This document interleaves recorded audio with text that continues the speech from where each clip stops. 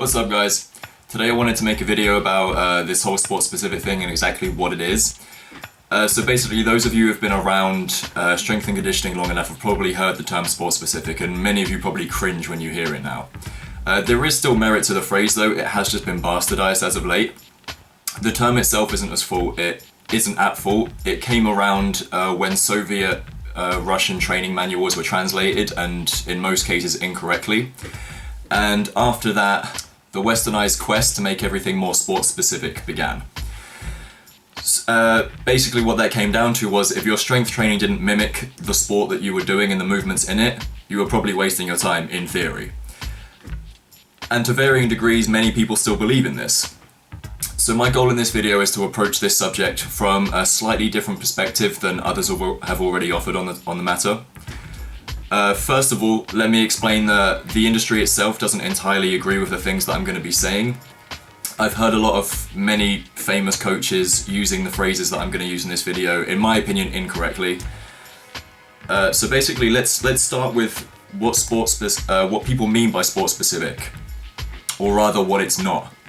So if you've been around gyms long enough, you've probably seen people do things like punching with dumbbells. One thing I see at my gym often is people attach the cable machine to their ankle and do like sort of weighted knee raises to mimic running. You know, any form of resisted movement that mimics a technique from a sport, you've probably seen people doing. Put simply, these are a waste of time. Why is that? Well, first let's take the dumbbell punching as the first example. When you do things like that, technical movements, you're performing them against resistance for long periods of time, you're obviously going to induce fatigue, which over time is going to reinforce the bad habits that you create from doing that. I mean, have you ever seen many people punch with dumbbells with great form? Not with heavy dumbbells at least, right? Secondly, such as the cable knee raise things, an exercise like that has almost no long-term training effect. You can't induce overload long enough. It's not an exercise you're going to be able to pile loads and loads of weight onto over a long period of time, like the squat, for example. So it's just not going to have a very long-term training effect. You know, just because a movement is present in your sport does not mean that it should be isolated and trained on its own.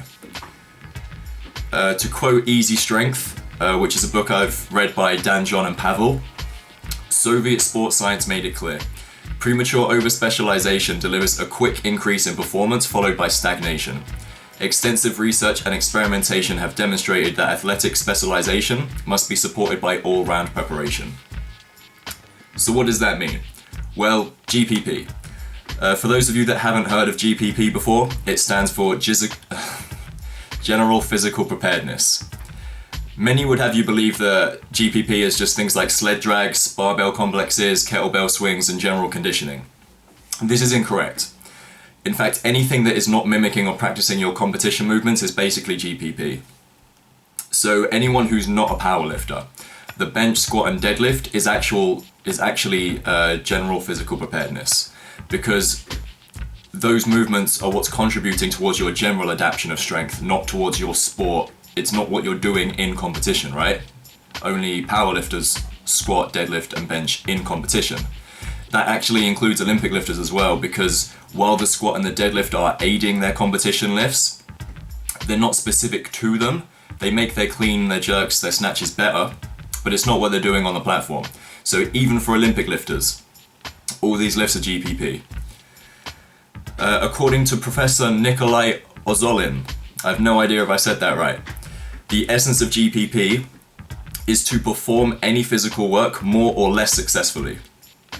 Essentially, it makes up the majority of your training, meaning strength development, mobility work, conditioning, and even general coordination and psychological preparedness. It is the foundation that your sport performance is built on. Sport specificity without general adaptation is a recipe for performance plateaus and injuries. However, this doesn't mean that GPP is still the same for everyone but powerlifters.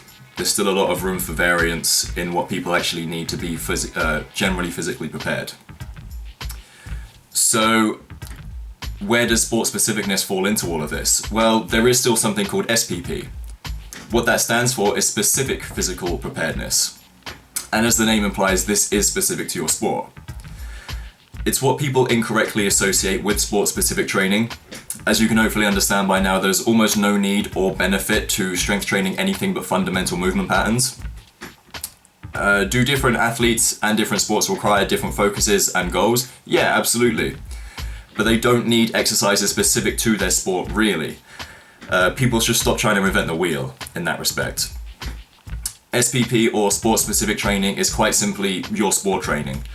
If you're a boxer, box. If you're a runner, run. If you play baseball, then play baseball. It really is that simple. As I alluded to in my weight training for martial arts video, the purpose of GPP is to aid your sport, not to interfere. So GPP can never actually replace your sport practice, but nor can most athletes reach their prime without using a lot of GPP in the process. So to conclude, what does this mean for you? Well, basically, GPP usage is dependent on your training age and goals. If you're a rank novice in terms of strength, a very basic routine is all that's needed just to develop that general adaptation, speed, power, strength, everything like that, and mobility, conditioning. If you're weak, slow, stiff, or out of shape, it is pretty essential for you to get on a solid program. However, if you're strong enough, fast enough, flexible enough, and conditioned enough for your sport, but let's face it, how many of us can really say that? Then GPP for you is essentially going to be basic maintenance.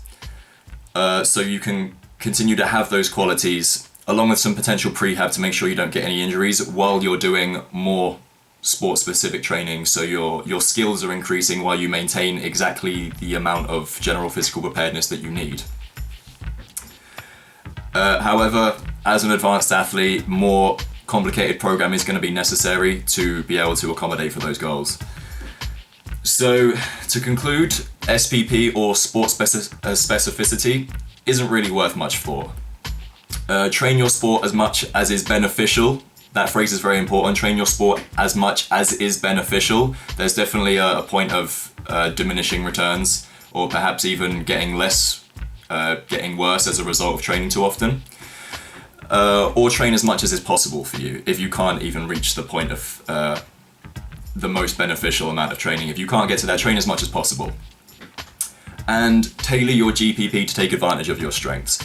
This is something that I see people do too much. They realize they have a weakness, or maybe even they just decide they have a weakness. They don't actually give themselves enough time to see if it really is a true weakness.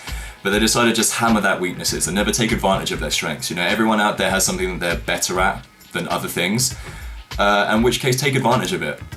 Use your strengths to your advantage. Make sure your GPP takes advantage of your strengths and grows them just as much as anything else. Improve your weaknesses. Make them, at the very least, good enough to compete in your sport at as high a level as you intend to.